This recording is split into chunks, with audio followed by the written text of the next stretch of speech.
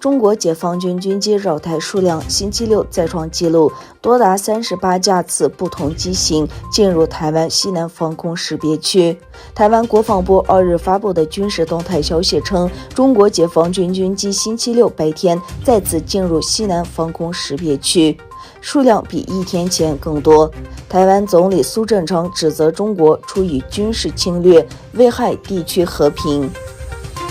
当地时间10月3日，埃及航空公司一架客机降落在以色列特拉维夫的本古里安机场，这是埃及和以色列签署和平条约以来从埃及到以色列的首架直飞航班。值得注意的是，埃及航空公司的凯罗特拉维夫航班是在埃及总统塞西和以色列总统贝内特于9月13日在埃及沙姆沙伊赫会晤后启动。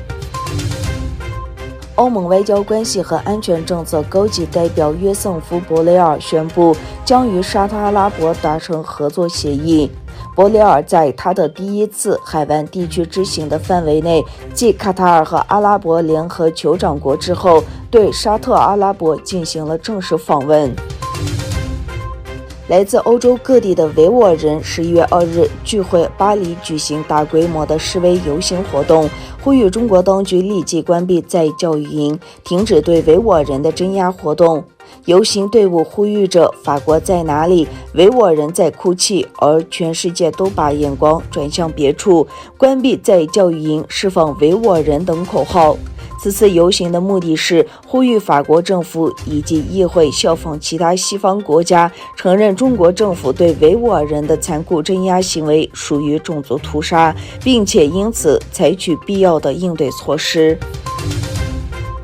意大利北部城市米兰周日发生坠机事件，一架小型私人飞机自空中坠落后坠毁一栋2层楼高的空置建筑，机上8人全数不幸遇难。当地传媒报道，涉事飞机当日从米兰里纳特机场起飞，原定前往萨丁岛。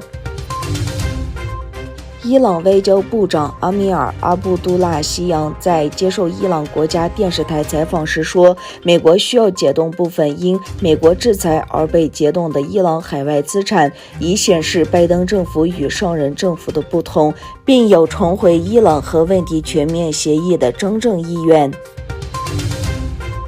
美国国务院在一份声明中说，在记者贾马尔·卡舒吉逝世3周年之际，他们恭敬地纪念他非凡的一生和遗产。声明提醒外交部对76名举行威胁海外反对派的沙特公民实施签证限制。声明称，美国将人权置于其外交政策的中心。